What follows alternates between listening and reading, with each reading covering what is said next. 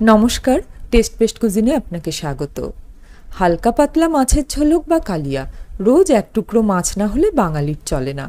সব সময় তো আর তেল মশলা দিয়ে রান্না করতে ভালো লাগে না, আর সেরকম খাবার সেভাবে স্বাস্থ্যকর নয়, বিশেষত গরমের সময়। রসিয়ে কষিয়ে মাছের কালিয়ার বদলে এই গরমে ট্রাই করুন সবজি দিয়ে পাতলা মাছের ঝোল। এই পদ স্বাদেও যেমন ভালো তেমনই স্বাস্থ্যকর। আজ আমি রান্না করব একদম ঘরোয়া সাধারণ একটা মাছের ঝোল, সবজি দিয়ে আর মাছের ঝোল। এখানে আমি মাছের ঝোল রান্না করার জন্যে সবজি কেটে নিয়েছি, মাঝারি সাইজের একটা আলু আর একটা ঝিঙে, আর নিয়েছি ডেঙুর ডাঁটা। এই ডেঙুর ডাঁটা খুব নরম হয় আর মাছের ঝোলে খুব ভালো লাগে। ডেঙুর ডাঁটা গরমেরই সবজি, তাই এই সময় বাজারে খুব ভালো ডেঙুর ডাঁটা পাওয়া যায়।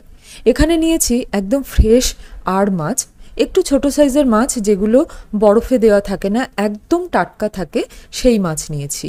মাছ ধুয়ে জল ঝরিয়ে নিয়েছি, একটু নুন আর হলুদ দিয়ে দিচ্ছি, ভালো করে নুন হলুদ মাখিয়ে নেব।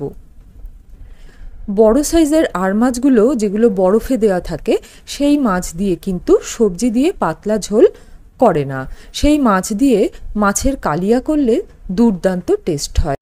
আর মাছের কালিয়ার রেসিপি আগেই আমি আপনাদের সাথে শেয়ার করেছি, যেটা অনেকেই খুব পছন্দ করেছেন। প্রথমে মাছ ভেজে নেব, তার জন্য গ্যাসে কড়াই বসিয়ে দিয়েছি। প্রথমে কড়াইটা খুব ভালো করে গরম করে নেব। কড়াই গরম করে নেওয়ার পর দিয়ে দিচ্ছি পরিমাণ মতো সর্ষের তেল। তেলটা খুব ভালো করে গরম করে নেওয়ার পর দিয়ে দিচ্ছি অল্প একটু নুন। নুন দিলে মাছটা লেগে যায় না, আর কড়াইটা প্রথমে ভালো করে গরম করে নিলেও কিন্তু মাছ লেগে যায় না। 1 চামচ গ্রেট করা আদা দিয়ে দিলাম। নুন হলুদ মাখিয়ে রাখা মাছের টুকরোগুলো দিয়ে দিচ্ছি। মাছটাকে ভালো করে ভেজে নেব।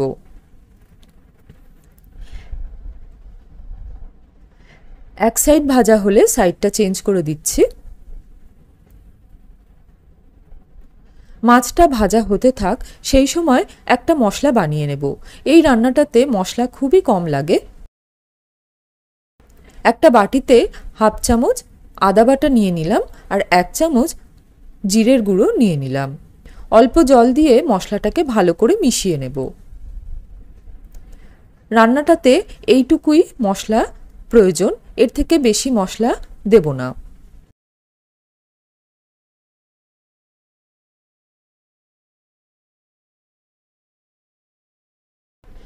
মাছ ভাজা হয়ে গিয়েছে, তুলে নিচ্ছি। কড়াইতে আবারও পরিমাণ মতো তেল দিয়ে দিচ্ছি। তেলের পরিমাণটা নিজেদের হিসেবে দেবেন, এর থেকে কমও দিতে পারেন, আবার এর থেকে বেশিও দিতে পারেন। তেল গরম হলে 10-12টা মেথি দানা দিয়ে দিচ্ছি। মেথিটাকে ভাজবো না, সঙ্গে সঙ্গেই আলুর টুকরোগুলো দিয়ে দিচ্ছি। আলু ভাজা হবে, সেই সঙ্গে মেথিটাও ভাজা হয়ে যাবে। কালো জিরে ফোড়ন দিয়ে যেমন আমরা ঝোল রান্না করি, তেমন মেথি ফোড়ন দিয়েও ঝোল দারুণ টেস্টি হয়। মাছের ঝোলে মেথির ফ্লেভারটা খুব ভালো লাগে। আলুটা ভাজা হলে আদা আর জিরের যে মিশ্রণটা বানিয়ে রেখেছিলাম সেটা দিয়ে দিলাম। 1 মিনিট মশলাটাকে কষিয়ে নেব, মশলার কাঁচা গন্ধটা চলে যাওয়া পর্যন্ত। দিয়ে দিচ্ছি 1/2 টিস্পুন হলুদ গুঁড়ো। হলুদটা দিয়ে ভালো করে মিশিয়ে নিয়ে হলুদের কাঁচা গন্ধটা চলে যাওয়া পর্যন্ত ভেজে নেব। মাঝারি আঁচে রেখে মশলাটাকে আমি কষিয়ে নিচ্ছি। বেশি সময় নিয়ে মশলাটাকে ভাজবো না, মশলার কাঁচা গন্ধটা চলে গেলেই এর মধ্যে দিয়ে দিচ্ছি সবজিগুলো। এখানে কয়েকটা চেরা কাঁচা লঙ্কা নিয়েছি, লঙ্কার ঝাল বুঝে দিতে হবে। আমি এখানে কোনো লাল লঙ্কার গুঁড়ো দেব না, কাঁচা লঙ্কাতেই রান্নাটা হবে। আলু আর মশলার সাথে সবজিগুলোকে ভালো করে মিশিয়ে নিচ্ছি। টেস্ট অনুযায়ী নুন দিয়ে দিচ্ছি। ছোট চামচের 1 চামচ নুন দিলাম। নুনটাকে ভালো করে মিশিয়ে নেব। নিচে মশলাটা লেগে যেতে থাকলে একটু জল দিয়ে দিতে হবে। আমি মশলার বাটিটা ধুয়ে অল্প জল দিয়ে দিলাম। ভালো করে মশলার সাথে সবজি আলুটাকে মিশিয়ে নিচ্ছি।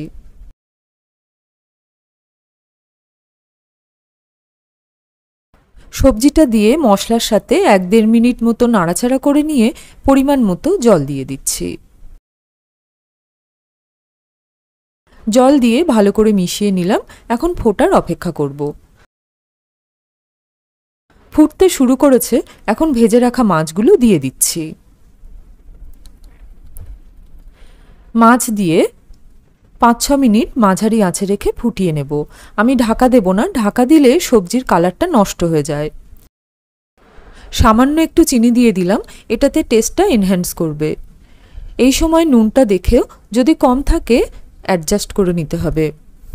ঝোলটা বেশ কমে এসছে আর সব সবজি সেদ্ধ হয়ে গিয়েছে। যেমন ঝোল রাখতে চান সেই হিসেবে ঝোল রেখে নামিয়ে নিতে হবে। আমি গোটা কাঁচা লঙ্কা দিয়ে দিলাম, এটাতে ফ্লেভারটাও ভালো হবে। এখন গ্যাস অফ করে নামিয়ে নিচ্ছি। তৈরি হয়ে গেল সবজি দিয়ে হালকা পাতলা মাছের ঝোল। এমন মাছের ঝোল প্রত্যেক বাঙালি বাড়িতেই রান্না করা হয়, তবে আমি যেভাবে রান্না করলাম রেসিপিটা ভালো লাগলে বাড়িতে অবশ্যই ট্রাই করবেন। আর হ্যাঁ, আর মাছের বদলে ফ্রেশ রুই মাছ, কাতলা মাছ দিয়েও রান্নাটা খুব ভালো হয়। রেসিপি কেমন লাগলো অবশ্যই কমেন্টে লিখে জানাবেন। ভালো লাগলে ভিডিওটিকে লাইক করবেন আর বন্ধুদের সাথে ভিডিওর লিঙ্কটা শেয়ার করবেন। চ্যানেলটিকে সাবস্ক্রাইব করে পাশে থাকা নোটিফিকেশান বেলটিকে প্রেস করে দেবেন। আজ আসি, ভালো থাকবেন, ধন্যবাদ।